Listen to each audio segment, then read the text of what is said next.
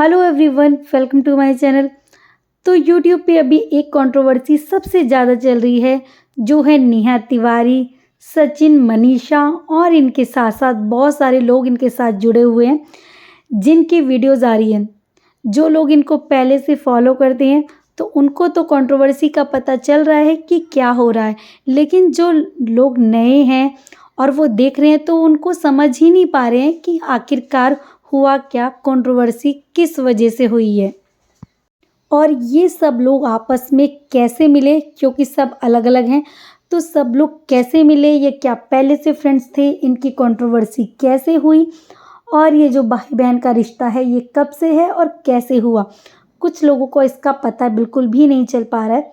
Personally मैं भी इन लोगों को नहीं जानती हूँ, ना ही मैं इन लोगों को फॉलो करती थी, लेकिन जितना भी मैंने इनको देखा है इन 4-5 दिनों में, तब से जो भी समझ में आया, चलिए मैं आपको अपनी वीडियो के थ्रू बताती हूँ कि आखिरकार कंट्रोवर्सी स्टार्ट कैसे हुई।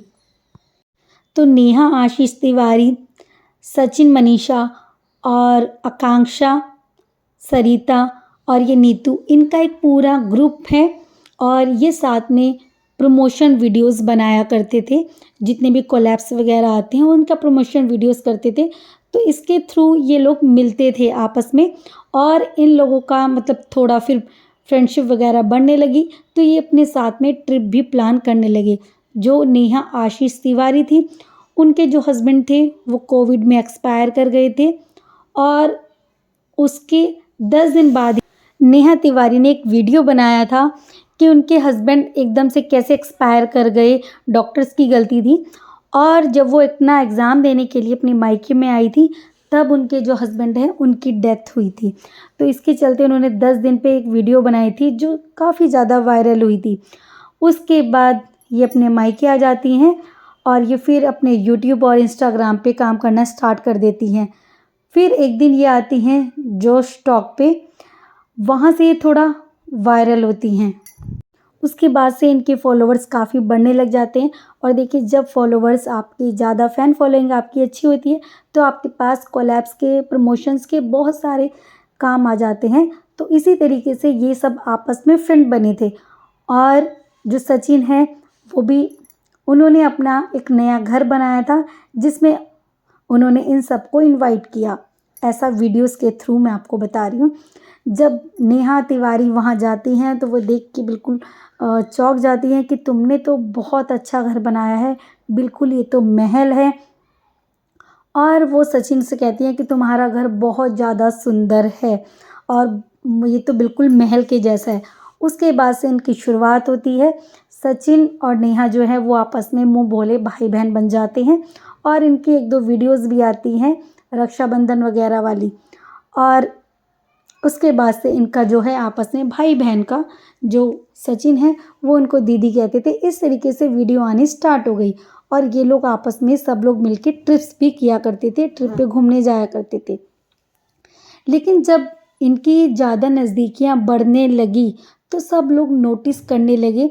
जो इवन सरिता जी हैं, उन्होंने एक बार इनको देख लिया था रूम में जाते वक्त, जब नेहा का कहना ये है कि मैं दवाई देने के लिए गई थी सचिन को।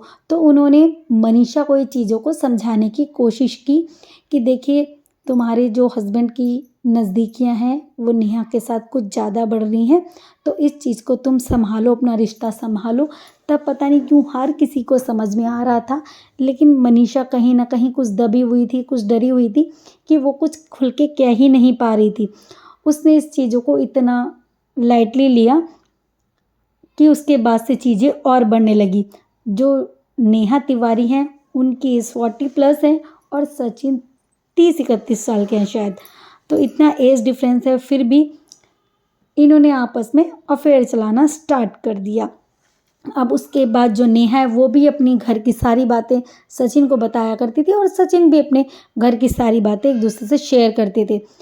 नेहा का कहना ये था कि उनके जो फैमिली वाले हैं उनका, उसमें उनका ही चैनल सिर्फ़ और सिर्फ चलना चाहिए, क्योंकि उनके जो भाई भाभी हैं वो भी एक यूट्यूब शॉर्ट्स के नाम से उनका है चैनल, जिस पे वो शॉर्ट वीडियोस डालते हैं अपनी।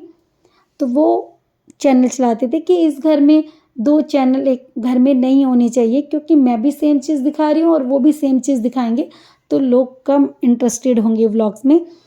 तो मैं नहीं चाहती कि इस घर में कोई और चैनल भी खुले, तो वो अपने भाई को मतलब आगे ग्रो करते हुए नहीं देखना चाहती थी। और जब इन दोनों का मतलब अफेयर कुछ ज़्यादा उफान मारने लगा, तब नेहा का कहना ये था कि तुम अपनी वाइफ से, मनीषा से दूर रहोगे, उनके साथ कोई वीडियो नहीं बनाओगे और तुम लोग साथ में मुझे नहीं दिखोगे, मतलब एक दूसरे के साथ तुम्हें रहना नहीं है, दिखना नहीं है, वीडियो नहीं बनानी, इन सब चीज़ों के लिए टोका करती थी और सचिन को मना करती थी। और सचिन भी मतलब इतना बेवकूफ़ हो चुका था कि वो ये सब कुछ काम करता था अपनी वाइफ के होते हुए भी। उसने एक जिसको बहन बोला उसके साथ ही अफेयर चलाना स्टार्ट कर दिया। अभी एक और ट्रिप पे जाते हैं, मैसूर ट्रिप पे। वहाँ जाके जब ये हस्बैंड वाइफ दोनों अपनी वीडियो बना रहे थे, तब पीछे से जो नेहा तिवारी हैं वो गायब हो जाती हैं। उनकी लोकेशन ट्रैक करके सचिन उन्हें ढूंढने के लिए जाते हैं, तो वो बड़ा चिढ़ जाती हैं कि तुम दोनों तो साथ में वीडियो बना रहे हो और मुझको इग्नोर कर रहे हो। तो इस बात से वो चिढ़ जाती हैं और तभी से मनीषा को लगने लगता है कि अब तो ये बीच में कुछ ज़्यादा आ रही हैं, ये बहन है, ये क्या है, ये मेरे साथ कैसा बिहेव कर रही हैं। क्योंकि उनके साथ में उनकी एक ननद थी जो गई हुई थी, उनकी छोटी बच्ची थी। तो मनीषा बोल रही थी कि मैं उनके साथ ही कंफर्टेबल हूँ, मैं इनके साथ, मुझे अच्छी वाइब्स नहीं आती थी, तो इसलिए वो नेहा के साथ ज़्यादा नहीं रहती थी। वहाँ से आने के बाद उसने धीरे धीरे अपनी जो मदर इन लॉ थी उनको बताना स्टार्ट किया कि देखिए मुझे अच्छा नहीं लगता है, ये बहुत ज़्यादा हमारे घर में घुसने की कोशिश कर रही हैं, अब मैं क्या करूं। जब इनकी पूरी फैमिली एक बार बेंगलोर गई हुई थी, तो मनीषा ने स्पेशली नेहा को फ़ोन करके बोला कि देखिए दीदी, मेरा डाइवोर्स हो जाएगा, आप मेरे हस्बैंड को इतनी कॉल मत कीजिए, मुझे अच्छा नहीं लगता है, और अगर फिर भी मेरे हस्बैंड नहीं मानते हैं, आपको कॉल करते हैं, तो प्लीज़ आप अपनी साइड से ब्लॉक कर दीजिए। तो इस पे नेहा का कहना था कि मैं तो कॉल करूँगी, जब भी मुझे काम पड़ेगा मैं तो कॉल करूँगी। इसके बाद मनीषा ने कहा कि मैं अपनी मदर इन लॉ से बता दूंगी कि आप फालतू का कॉल करती रहती हैं और हमारा घर ख़राब कर रही हैं, तो प्लीज़ हमारे घर के बीच में, पति पत्नी के बीच में आप मत आइए। लेकिन नेहा तब भी नहीं मानती हैं। इनफैक्ट उनकी सगाई भी हो चुकी थी। अब 2-3 महीने पहले ही उनकी सगाई हुई है सुमित महल से, और शायद इन सब चीज़ों में कहीं ना कहीं वो भी इन्वॉल्व थे, क्योंकि नेहा उस टाइम पे भी डबल डेटिंग कर रही थी। उन्होंने बताया कि मेरी जिनसे एंगेजमेंट हुई है, जिनसे मैं शादी करने वाली हूँ, ये मेरी अरेंज मैरिज है।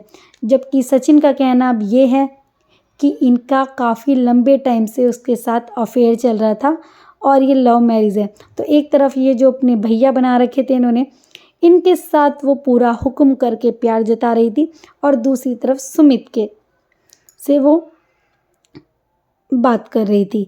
अब क्या होता है, सचिन की जो मदर थी वो कॉल कर देती हैं नेहा के घर पे, इनके मायके वालों को, और बोल देती हैं कि भाई मुझे अच्छा नहीं लगता है, अगर वो हमारे घर में घुस गई तो मैं उसे धक्के मार के यहाँ से निकाल दूँगी, वो मेरे बेटे की ज़िंदगी में ना आए, उसकी वजह से मेरी बहू का घर ख़राब हो जाएगा। इसी के चलते जो नेहा है वो काफ़ी गुस्सा हो जाती हैं और वो करती हैं फिर एंगेजमेंट।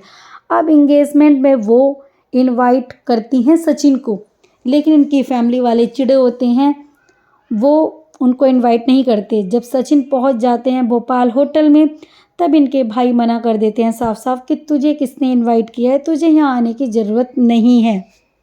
उसके बाद जो नेहा है वो भी सचिन का कॉल नहीं पिक करती है, जिसकी वजह से कंट्रोवर्सी चल गई और वहाँ ये कुछ खा पी लेते हैं सचिन, जिसके बाद ये आईसीयू में एडमिट हो जाते हैं।